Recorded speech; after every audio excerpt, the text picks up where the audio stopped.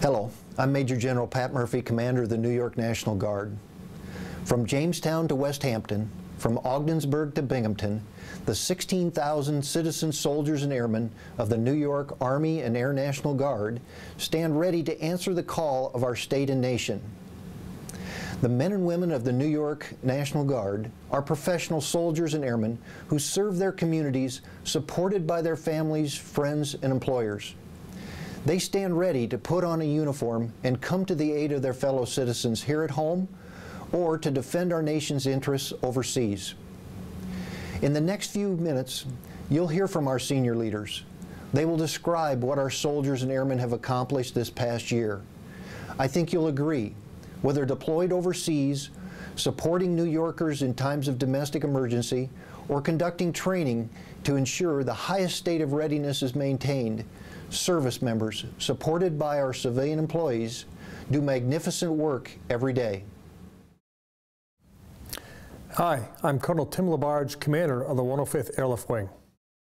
2014 was a year characterized by conversion completions. In January, the 105th Airlift Wing formally completed our conversion from the C-5 to the C-17, a full 6 months ahead of schedule.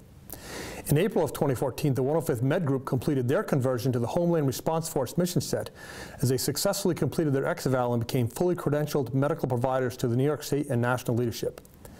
And lastly, the 105th Security Forces Squadron completed their conversion to the only base defense squadron in the Air National Guard and are well down their path to reaching full unit end strength of 297 troops. The 105th Airlift Wing Recruiting and Retention Shop rose to the challenge, ending the year with an all-time record of 195 accessions, raising the wing end strength by over 4% for the year.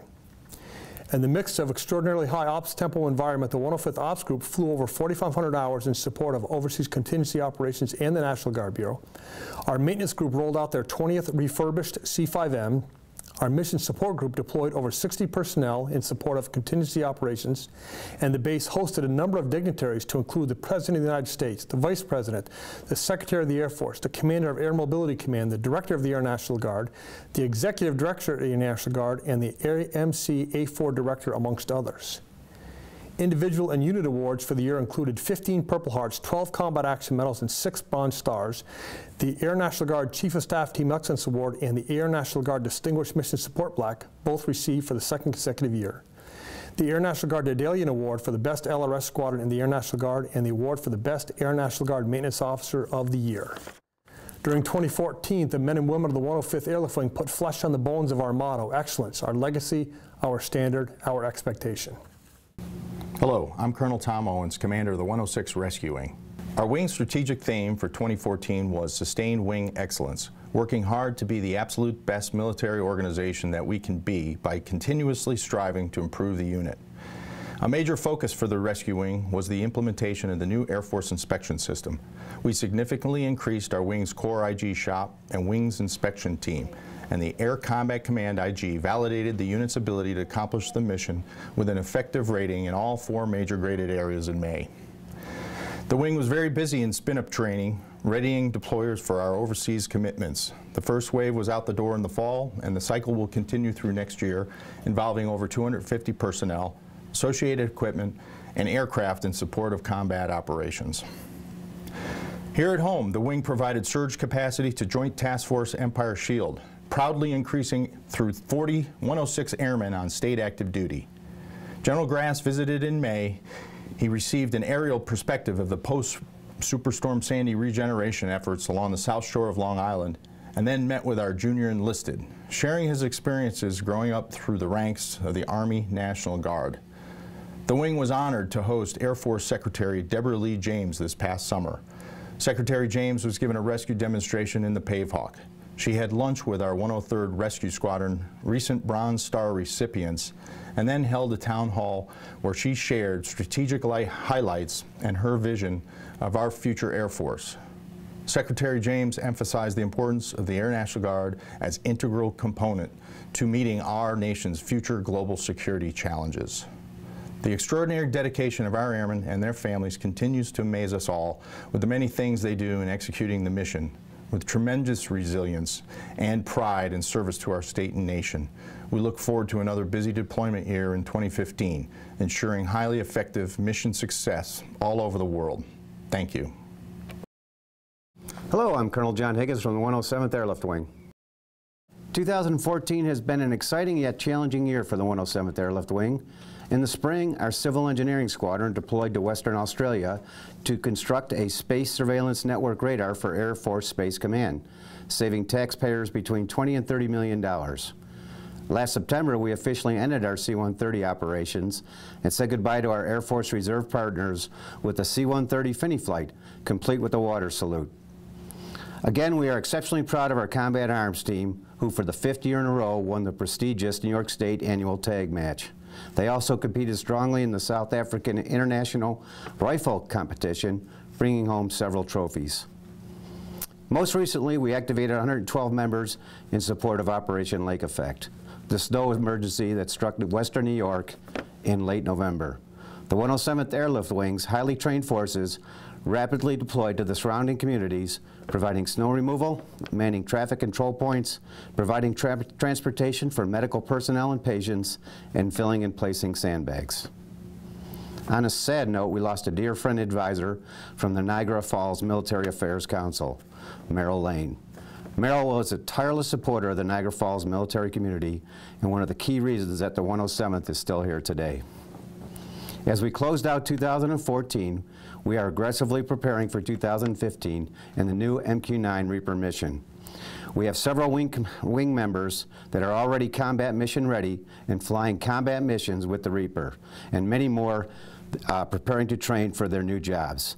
As a wing, we have faced numerous obstacles over the past year and will continue to do so as a team with the same professional bearing and get-her-done attitude that we are known for. Thank you. Colonel Sean Clothier, Commander of the 109th Airlift Wing. Among our numerous accomplishments in 2014 was the successful completion of our 27th Operation Deep Freeze season, supporting the National Science Foundation in Antarctica. During this past season, the LC-130s became the only link between Christchurch, New Zealand and McMurdo Station, Antarctica from December through February as C-17 operations ceased due to the Pegasus ice runway closure. We've completed 39 years of polar operations in the Arctic and Antarctic, the harshest climatic regions on Earth. The operations group accomplished 2 major milestones in the Arctic. First, the construction and landing on a seasonal sea ice skiway in the Resolute Bay area of northern Canada. This was completed during a training exercise with Canadian forces in Operation Nunavut. Second was our first ever night vision goggle landing on skis in Greenland. Our maintenance group earned the Air National Guard's 2013 Maintenance Effectiveness Award. The Mission Support Group processed over 1,000 CED orders supporting Operation Deep Freeze and current contingencies worldwide. Our Base Honor Guard performed over 525 military funeral honors with only 5 full-time members and 15 volunteers. In March, the 109th became the first standalone Air National Guard wing to be inspected under the new Air Force inspection system, earning the grade of effective. Pole to pole and sand to snow, the dedicated men and women of the 109th Airlift Wing stand ready to support our community, state, and nation. Hi, I'm Colonel Greg Semmel, the 174th Attack Wing Commander. The 174th Attack Wing provided 3,400 hours of ISR and CAS to the CENTCOM Commander. The newly designated 108th Attack Squadron graduated 65 aircrew, and our maintenance training detachment graduated 188 U.S. and foreign maintainers. The final year of operations in the 174th, the RC-26 executed both CONUS and OCONUS missions, and at Fort Drum Adirondack Range and the FOL supported over 1,300 sorties combined. The 152nd Air Operations Group maintained 50% coverage of USAFE's ISR cell, providing support to theater ballistic missile defense, as well as planning and coordination of air assets in USAFE and AFRICOM. The 222nd Command and Control Squadron stood up the first ever weapons and tactics program within the NRO, developing effective TTPs for space protection while continuing to fully augment the NRO's Operations Center. The 274th ASOS conducted joint CAS training exercises to include 2 NATO exercises in Slovenia and France, while also supporting the 42nd ID's JRTC rotation. Hancock Field's domestic operations included a mass accident response exercise with local first responders, support to the HERF XFL, and deployment of 38 airmen and equipment to Buffalo for Operation Lake Effect. This year, Hancock Field validated our vision: diverse missions, every airman globally engaged. Hi, I'm Colonel Mike Norton, Commander of the Eastern Air Defense Sector. In 2014, the Eastern Air Defense Sector provided air defense for some of the nation's most prominent events, including New York City's first Super Bowl, the State of the Union Address, and the United Nations General Assembly. Every hour of every day, EADS monitors the skies of the eastern United States for potential threats, identifying more than 200 potential tracks of interest each day. In 2014, EADS directed and controlled 6 NORAD fighter intercept missions against aircraft violating restricted airspace. Sector personnel assigned to the Joint Air Defense Operations Center in Washington, D.C. oversaw the completion of a new $13 million JDOC facility, significantly improving our defense of the National Capital Region. A special 2014 highlight was the national level recognition of several EADS airmen. EADS personnel swept 4 of 5 categories of the ANG's annual Command and Control Awards: Air Battle Manager, NCO, Airman, and Crew of the Year. An EADS Canadian officer was named NORAD Company Grade Officer of the Year, and a Tech Sergeant was ANG's Honor Guard Member of the Year. The New York Guardsmen of NORAD's Eastern Air Defense Sector proudly guard America's skies every day. We have the watch. Hello, this is Brigadier General Mike Sweezy, Commander of the 53rd Troop Command. During 2014, the men and women of the 53rd Troop Command served around the world from Afghanistan to Japan and Germany to Cameroon, while also responding to emergencies here at home. In Afghanistan, the soldiers of the 1569th Transportation Company, the 133rd Quartermaster Company, and the 4th Finance Detachment served with distinction supporting Operation Enduring Freedom. The soldiers focused on closing down bases and moving equipment out of the country as U.S. combat operations in Afghanistan came to an end. In Kuwait, the 37th Finance Detachment provided pay support for troops operating there. The 369th Sustainment Brigade, the famous Harlem Hellfighters, provided logistic support for U.S. and African nation troops in Cameroon as part of Operation Central Accord. The 369th also took part in the 42nd Infantry Division's warfighter exercise at Fort Leavenworth in May, while providing mission command to units across the state. The 138th Public Affairs Detachment sent a team to cover Operation Orient Shield in Japan in November, while the 1108th Explosive Ordnance Disposal Company helped Canadian forces clear old training areas in Goose Bay, Newfoundland. The 1108th also participated in the Joint Civilian Military Ravens Challenge Training event in Denver. In Germany, soldiers of the 1156th Engineer Company constructed buildings at the Joint Multinational Readiness Center in Hohenfels, and at Guantanamo Bay, Cuba, the 102nd Military Police Company supported JTF Gitmo. Here at home, the 53rd Troop Command conducted a German Army Proficiency Badge competition at Camp Smith, and also planned and executed the annual Adjutant General's Marksmanship Match. The 101st Expeditionary Signal Battalion upgraded their satellite communications equipment, while the 187th Signal Company supported New Hampshire's 197th Fires Brigade during training at Camp Grayling.